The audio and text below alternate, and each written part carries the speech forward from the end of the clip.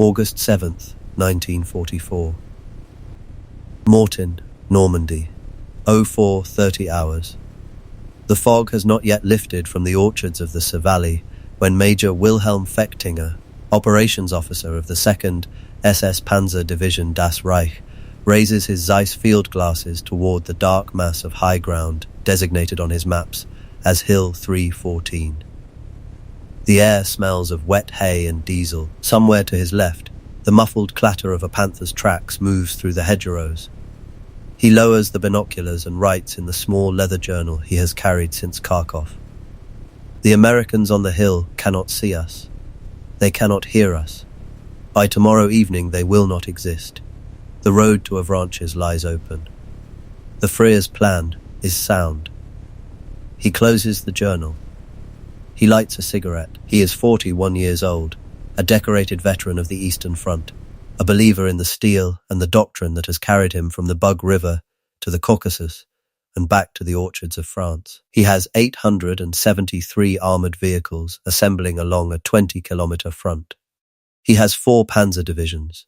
He has the personal orders of Adolf Hitler, signed in his own hand 4 days earlier, demanding the complete destruction of the American 30th Infantry Division and the recapture of Avranches by August 9th.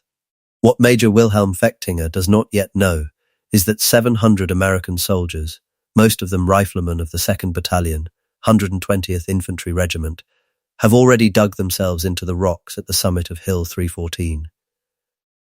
He does not know that one of them is a 23-year-old forward artillery observer from Pittsburgh named Lieutenant Robert Weiss, whose radio batteries will hold out for exactly 120 hours. He does not know that the operation he is about to launch will be remembered in the war diaries of his own army as Unternehmen Lüttich, Operation Lüttich, the last great German armoured offensive in the West. And he does not know that by the time the sun sets on August 12th, his division will be a column of smoke pointing east, and he will be writing the words, "We were destroyed by a hill."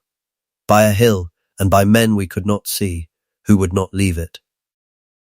Wilhelm Fechtinger was born in March 1903 in the town of Heilbronn, in the Kingdom of Wittenberg, the second son of a Lutheran pharmacist. His diary entries, recovered from a farmhouse cellar near Domfront in October 1944 by soldiers of the British 11th Armoured Division, describe a childhood of order. Church on Sunday.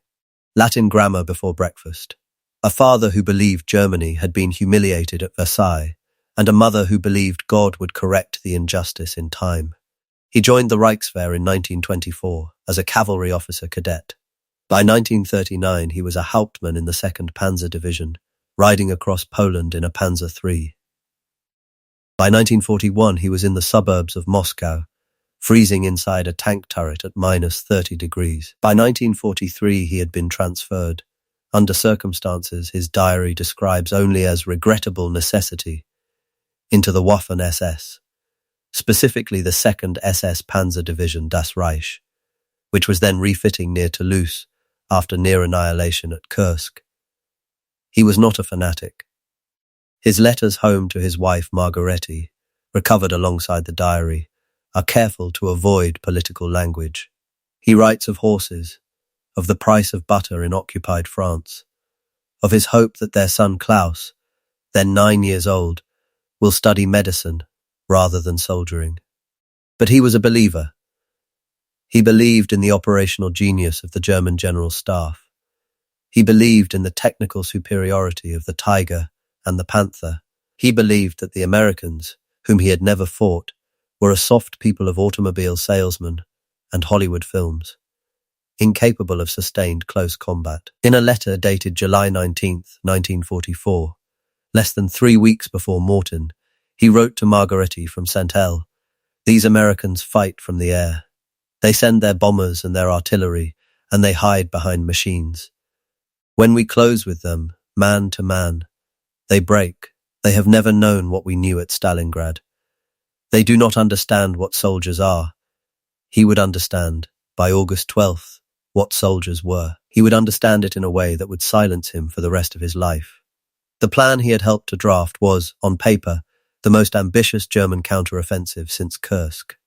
Codenamed Unternehmen Lüttich, It called for 4 panzer divisions, the 2nd SS Das Reich, the 1st SS Leibstandarte Adolf Hitler, the 2nd Panzer, and the 116th Panzer to strike westward from the area around Mortain through a narrow corridor toward the coastal town of Avranches, 32 kilometers distant. The objective: to sever the supply line of General George S. Patton's Third Army, which had broken out of Normandy on August 1st and was now pouring southward into Brittany at a rate Hitler personally described in a directive of August 2nd as an intolerable hemorrhage. Cut the corridor at Avranches, the theory ran, and Patton would be isolated. 12 American divisions would wither without fuel and ammunition. The Allied front in Normandy would collapse. The invasion of France could be reversed. Field Marshal Günther von Kluge, Commander-in-Chief in the West, told his staff in a conference on August 4th that the plan was, in his own words, the desperate calculation of a man who has not stood on this ground. The man he meant was Hitler. Kluge said the words quietly. He said them only once. 3 weeks later, ordered back to Berlin to explain the catastrophe of Mortain, Kluge would swallow a cyanide capsule in his staff car near Metz, rather than face his frere. But on the night of August 6th, with the rain falling on the apple orchards and the tank crews whispering to each other in the hedgerows, none of this was yet visible. Fechtinger wrote in his diary that evening, "Tomorrow we move. The men are quiet. The panthers are fueled. God grant that the weather holds and the Jabos remain on their airfields." The Jabos were the Allied fighter bombers, the Hawker Typhoons of the Royal Air Force, the P-47 Thunderbolts of the 9th US Air Force. They were the reason every German tank movement in France since June 6th had taken place at night. Fechtinger's prayer for the weather was the most important sentence he wrote that week. He did not know it yet. The first crack came at 05:47 on the morning of August 7th. Fechtinger had moved forward to a stone farmhouse on the outskirts of the village of St. Barthélemy, 4 kilometers northwest of Mortain, to observe the advance of the 1st SS Panzer Division on his right flank. From the upstairs window he could see the long grey column of Panthers and Mark IVs moving along the road through the morning mist. The mist was thick.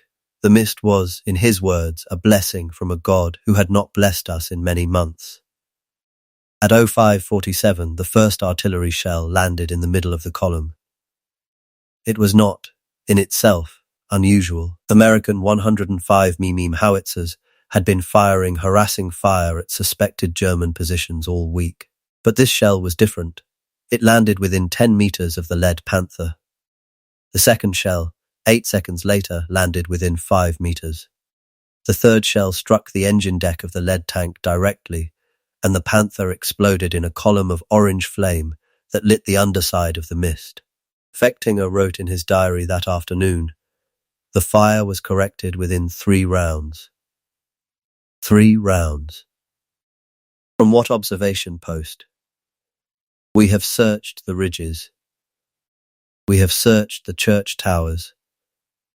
We see nothing, and yet the shells fall as though a hand were guiding them onto our hulls." The hand was Lieutenant Robert Weiss, aged 23, Pittsburgh, Pennsylvania, forward observer, 230th Field Artillery Battalion, 30th Infantry Division.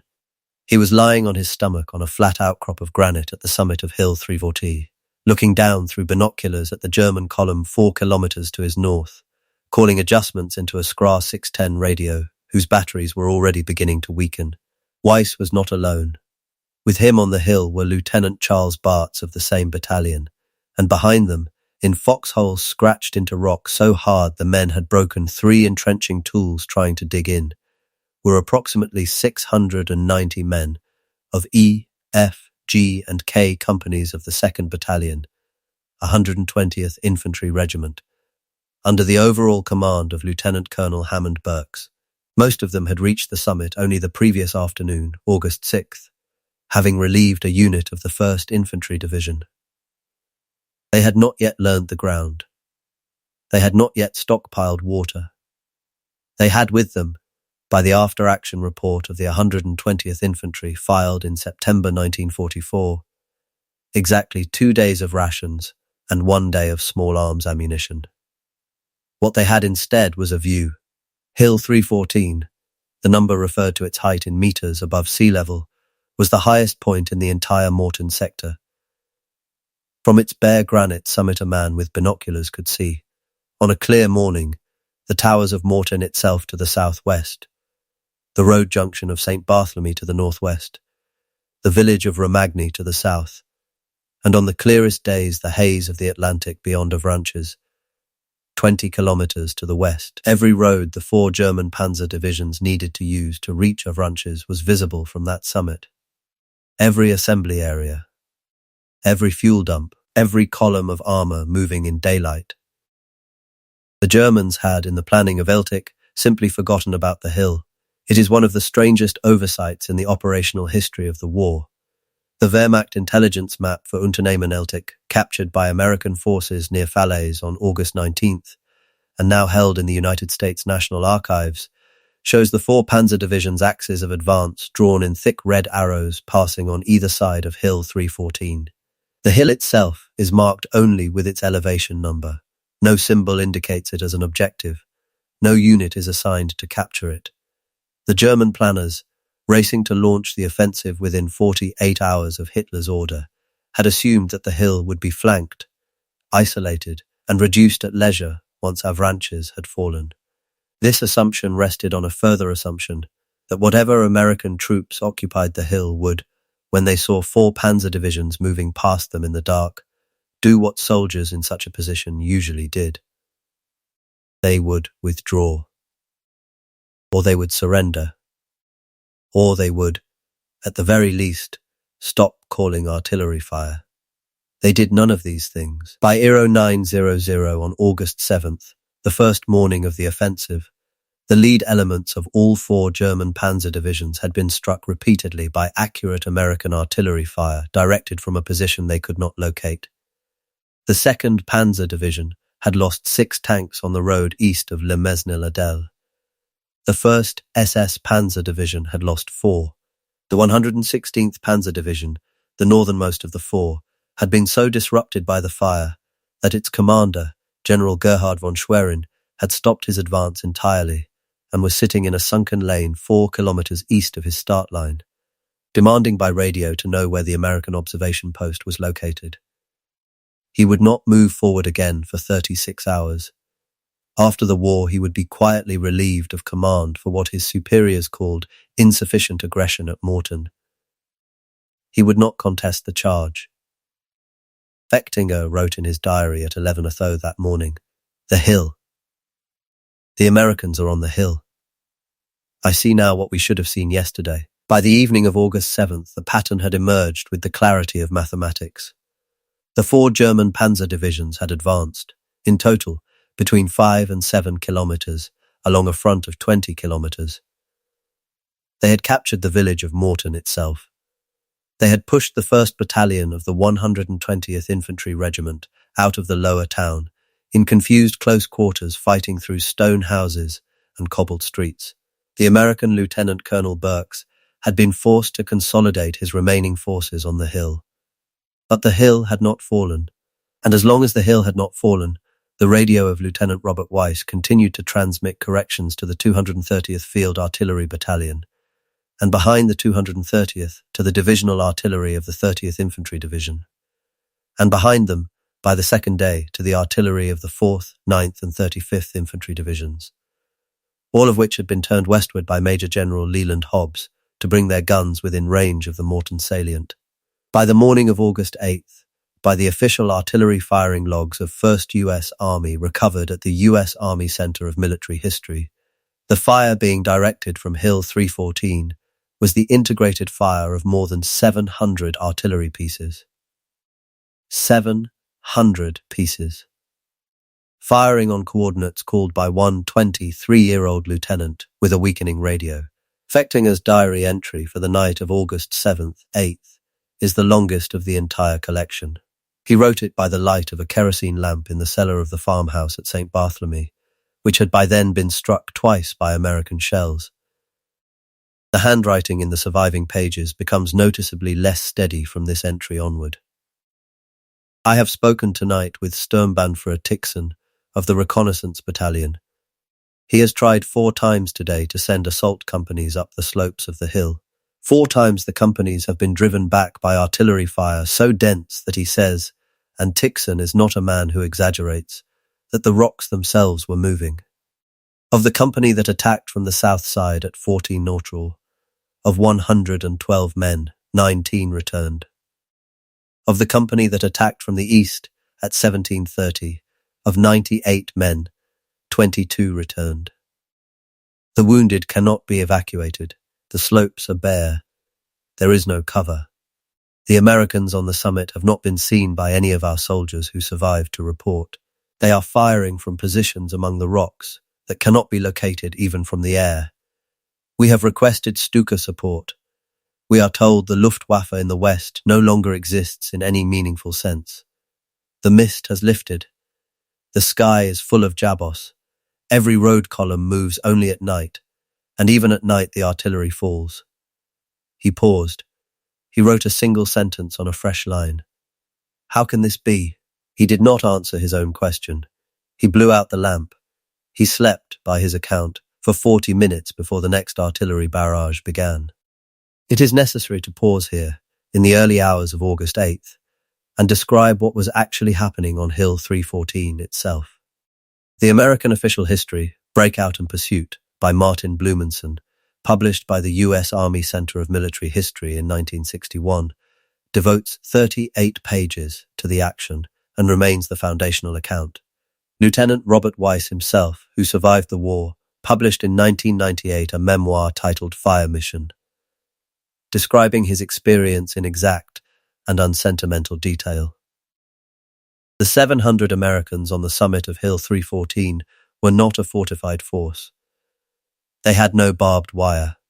They had no anti-tank guns. They had 4 heavy machine guns, 6 light machine guns, 3 60 mm mortars, and approximately 1 rifle per man, with a basic ammunition load of 80 rounds.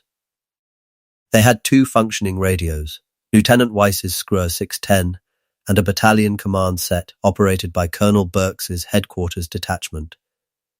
The battalion radio failed on August 8th. From the morning of the second day until the relief, the only communication between Hill 314 and the outside world was Robert Weiss's artillery observer set, the batteries of which were never designed to last more than 72 hours under continuous operation. They had no water resupply. The single well on the summit had been destroyed by a German shell in the first hours of the battle. By August 9th, the men were drinking from puddles, from canteens collected from the dead, and on one occasion documented in Weiss's memoir, from the radiator of a knocked-out American Jeep at the base of the hill. They had no medical evacuation. The aid station was a depression in the rocks beneath a granite overhang. By August 10th, there were more than 300 wounded lying in it. The 2 battalion medics, Privates Roy Eriksson and Walter Pejakovic, worked without rest for 120 hours. They ran out of morphine on the morning of August 9th. They ran out of bandages by midday. By August 10th, they were tearing strips from the dead to bandage the living. They had, by the 3rd day, approximately 12 rounds of rifle ammunition per man.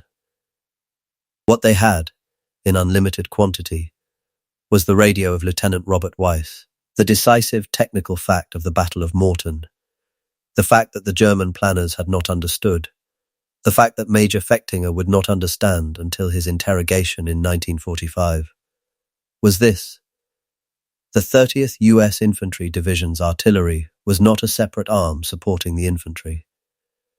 It was, by August 1944, an integrated weapons system. A forward observer on Hill 314 could call a fire mission and have rounds in the air within 90 seconds. He could redirect the fire of an entire battalion onto a moving target by voice command.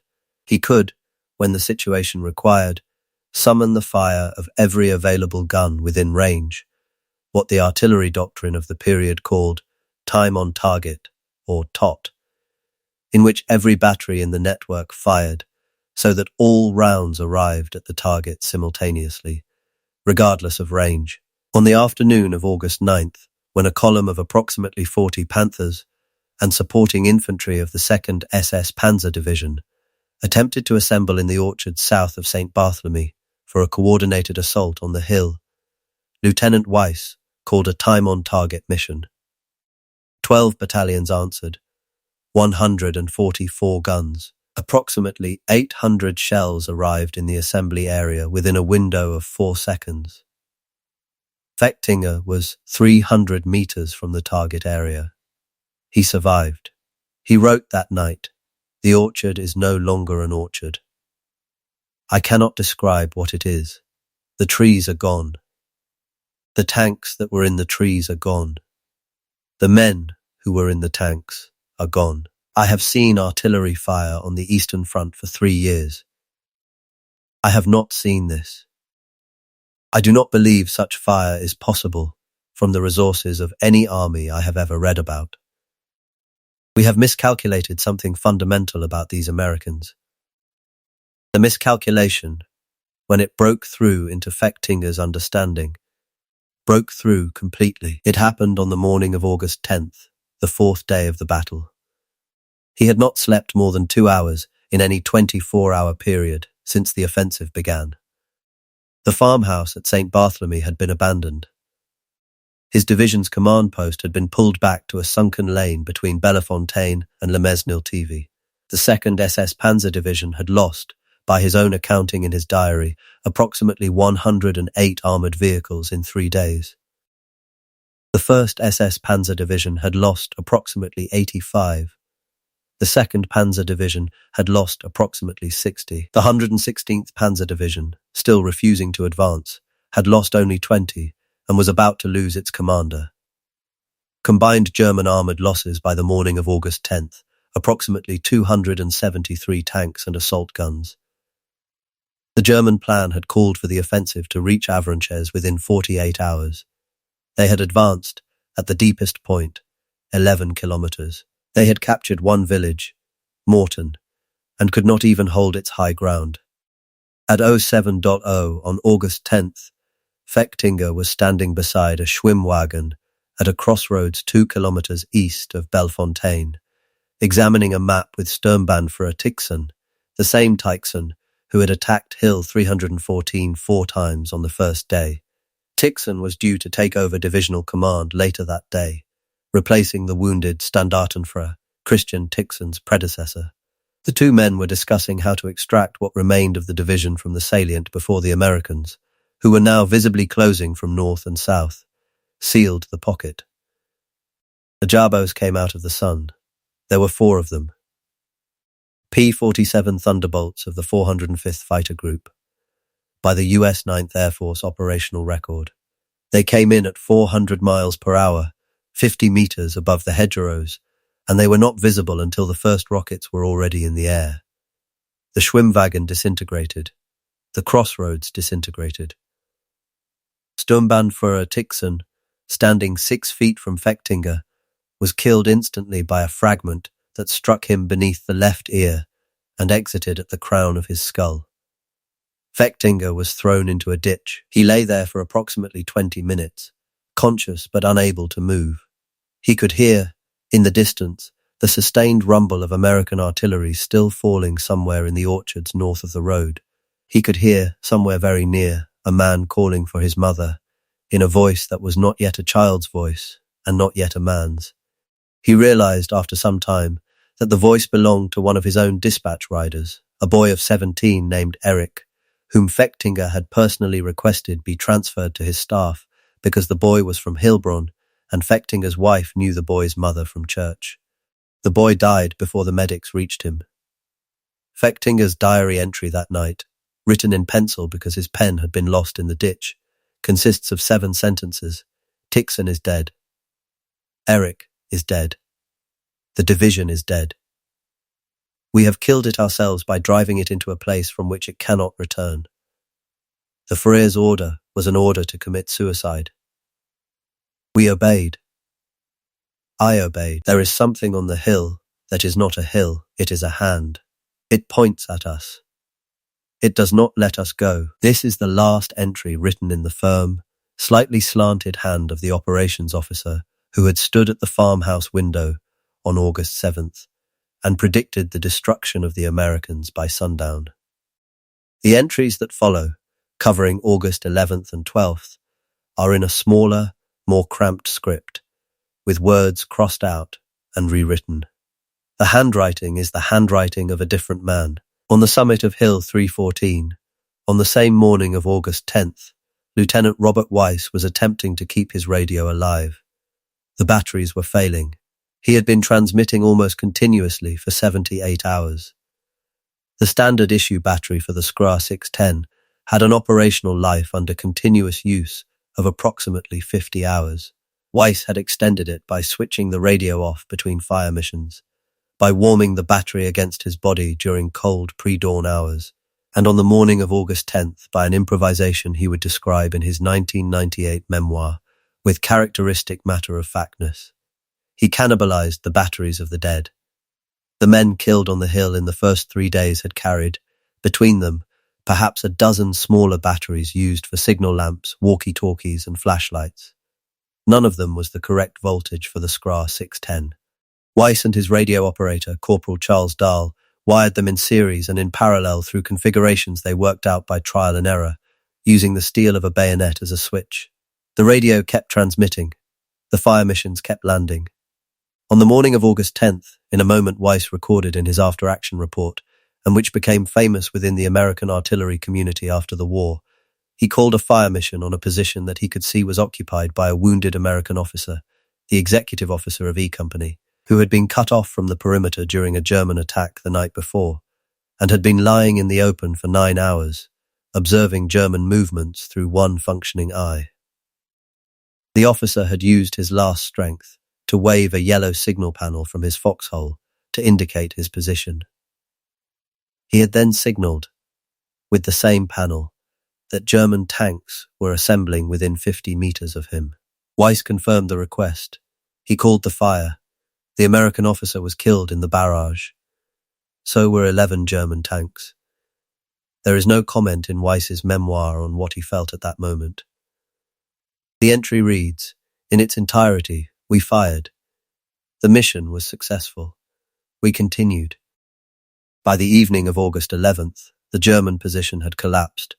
General Feldmarschall von Kluge had requested, on the morning of August 10th, permission from Hitler to withdraw the 4 Panzer Divisions from the Mortain salient. Hitler had refused. He had ordered the offensive renewed. He had ordered Avranches taken. He had ordered, in a transmission timed at 14 Kelot on August 10th, and recovered after the war in the archives of OKW, the immediate hanging of any officer who speaks of retreat. Von Kluge ignored the order. He began the withdrawal at 22 Kelot on August 11th. He did so on his own authority. He understood that he would face Hitler's wrath when the operation was over. He understood, by then, that the operation was already over, and that the wrath of Hitler was less immediate than the wrath of 700 American artillery pieces firing on coordinates called by a hill he had not been able to capture. The retreat from Mortain, which began on the night of August 11th and continued through August 12th, was conducted under the observation of Lieutenant Robert Weiss until 16 knot on the afternoon of August 12th, when his radio batteries finally failed for the last time. By that hour, the lead elements of the US 35th Infantry Division had broken through to Hill 314 from the south. The siege was lifted. Of the approximately 700 Americans who had occupied the hill at dawn on August 7th, approximately 300 were still capable of standing. The other 400 were wounded, dead, or so dehydrated, and exhausted that they had to be carried down the slope on stretchers. The dead numbered approximately 120. The wounded numbered approximately 280. None had been evacuated during the siege. None had received medical treatment beyond the rags and improvised splints of the 2 surviving medics. They had held the hill for 120 hours. They had directed the destruction, by the most thorough accounting available in the post-war U.S. Army Artillery Survey of the Mortain action, of approximately 150 German armoured vehicles, an unknown but substantial number of soft-skinned vehicles, and several thousand German infantry. They had broken Operation Lüttich. They had, in the larger calculation of the campaign, made possible the closing of the Falaise Pocket 8 days later, in which approximately 50,000 German soldiers of Army Group B were captured, and another 10,000 were killed. The destruction of the German army in Normandy, the liberation of Paris on August 25th, the headlong Allied advance to the German frontier that followed, all of these flowed from a hilltop the German planners had forgotten to put on their map. Major Wilhelm Fechtinger was captured on August 19, 1944, in the village of St. Lambert-sur-Dive, in the throat of the closing Falaise Pocket. He was identified, processed, and transferred to a prisoner of war collection point near Bayeux. From there he was shipped, with several thousand other captured German officers, to a camp in Pennsylvania. By coincidence, a camp located approximately 150 kilometers from the hometown of the artillery observer, who had called the fire that destroyed his division. He spent 2 years and 7 months in American captivity. During that time, he was interrogated extensively. The transcripts of his interrogations, declassified in 1973 and now held at the U.S. National Archives in College Park, Maryland, form one of the most detailed German first-hand accounts of Unternehmen Lüttich available in any language. One exchange, recorded on March 14, 1946, by a U.S. Army interrogator named Captain Howard Friedman, deserves to be reproduced in full. Friedman: when did you understand that the offensive had failed? Fechtinger: on the 3rd day. On the 10th of August. Friedman: what happened on the 10th of August? Fechtinger: we were attacked by aircraft. My friend was killed. A boy on my staff was killed. Friedman: that was when you understood? Fechtinger: no. That was when I felt it. I understood it earlier. I understood it on the 2nd day. Friedman: what did you understand on the 2nd day? Fechtinger: that we were fighting a hill. Friedman: could you explain that, Major? Fechtinger: there were men on the hill. I never saw them. I never knew their names. They were perhaps 4 kilometers from my command post. They were perhaps 700 men. We were 40,000. We had 873 armoured vehicles. They had... What did they have? They had a radio, and the radio was a weapon I had not understood until that moment. The radio called fire from beyond the horizon. The radio was an army. The 700 men on the hill were not 700 men. They were 700 guns. And the guns were the answer to every question I had asked about the Americans for 2 years. Friedman: what question was that, Major? Fechtinger: I had asked, are they soldiers? I had said to my wife in a letter, I had said many times to my officers, these Americans are not soldiers. They fight from machines. They hide from close combat. They are weak. Friedman: and after Mortain? Fechtinger: after Mortain I understood that I did not know what a soldier was. A soldier is not a man with a rifle in a hedgerow. A soldier is a man with a radio on a hill, who has not slept for 4 days, who has run out of water, who is bleeding from wounds he will not report, who watches us in the orchards and calls down fire that kills his own friends and his own brother officers, and who does not stop. Who does not stop, Captain Friedman? We stopped. They did not stop. That is what a soldier is. I had been wrong for 20 years. Fechtinger was released from American captivity in March 1947 and returned to Heilbronn. His son Klaus, by then 12 years old, did not recognize him at the railway station. His wife Margarete had survived the firebombing of Heilbronn in December 1944 by hiding in a cellar with the family of a Lutheran pastor. The pharmacy that had belonged to Fechtinger's father had been destroyed. The town in which Wilhelm Fechtinger had been born had ceased, in any meaningful sense, to exist. He did not return to soldiering. He worked for the remainder of his life as a clerk in a small insurance office in Stuttgart, 20 kilometers south of Heilbronn. He did not speak publicly of the war. He refused, on 3 separate occasions in the 1960s, to be interviewed by German military historians researching the Normandy campaign. He told one of them, in a letter dated April 1967 and preserved in the archives of the Militärisches Forschungsamt in Potsdam, that he had nothing useful to say about Mortain because what happened there cannot be explained by tactics or by terrain or by the failures of commanders, but only by a misunderstanding of human beings so complete that I am still discovering its dimensions. He died of a stroke in November 1981, aged 78. He was buried in the cemetery of the Heilbronn Lutheran Church, in which he had been baptized. His grave is unmarked except for his name and his dates. There is no military designation, no rank, no unit. His widow Margaretti, who outlived him by 9 years, told the parish minister that this had been her husband's express wish. In 1985, 4 years after Fechtinger's death, and exactly 41 years after the battle, the surviving veterans of the 2nd Battalion, 120th Infantry Regiment, gathered for a reunion on Hill 342. There were 38 of them. Lieutenant Robert Weiss, by then a 64-year-old lawyer in Portland, Oregon, was among them. They walked the rocks. They located the foxholes, many of which were still visible in the granite. They located the depression beneath the overhang where the wounded had lain. A small monument had been erected by the French villagers of Mortain, who had not forgotten. It listed the names of the American dead. It also listed, in a separate panel, a sentence in French that had been suggested by the mayor of Mortain and approved by the surviving veterans. Translated, it read, "Here for 5 days, 700 men did not move. The world moved because of them."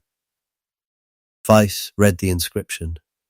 He did not speak for some time. Then he turned to one of his old radio operators, Corporal Charles Dahl, by then a retired postal worker from Minnesota, and said, in a voice that was reported by another veteran present and later recorded in the regimental history, "We didn't know we were doing anything.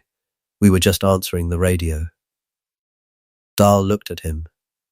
Dahl said, "That was enough." The diary of Major Wilhelm Fechtinger, recovered from the farmhouse cellar near Domfront in October 1944, was held for 38 years in the records of the British 11th Armoured Division, before being transferred in 1982 to the Imperial War Museum in London, where it remains today, catalogued under accession number 8247-1. Its final entry, written in pencil on the morning of August 12, 1944, as Fechtinger waited in a wood east of Mortain for an order to withdraw that he already knew would be too late, reads in its entirety, "The hill is still there. We are not." I do not know how to explain this to anyone who was not here. I do not know how to explain it to myself. There were men on the hill. I never saw them. I will think of them every day for the rest of my life. They were better than I was. They were better than my army. They were better than the idea of war that I was taught. May God forgive us for what we did not understand. The narrator's final observation, Operation Lüttich, cost the German army in the West, by the most conservative post-war accounting, approximately 400 armoured vehicles and an irreplaceable 9 days of operational time. 8 days after its failure, Army Group B was encircled at Falaise. 3 weeks after that, the Allied armies had reached the German frontier. The war in the West, which on August 6, 1944, had still hung in some plausible balance, had been decided. It had been decided on a hilltop the German planners had forgotten to capture, by 700 men whose names the German planners never learned, by a radio whose batteries should have failed 2 days before they did, and by an army the German planners had spent 2 years describing, in their letters and their diaries and their tactical conferences, as soldiers who would not fight. They fought. They did not move. The world moved because of them. In the same week that Hill 314 broke the last German offensive in the West, a different officer of the Wehrmacht, a Luftwaffe ace with 270 kills to his name, sat in a Berlin briefing room and was asked by Hermann Göring what it would take to win the air war. His answer would be remembered for the rest of the century.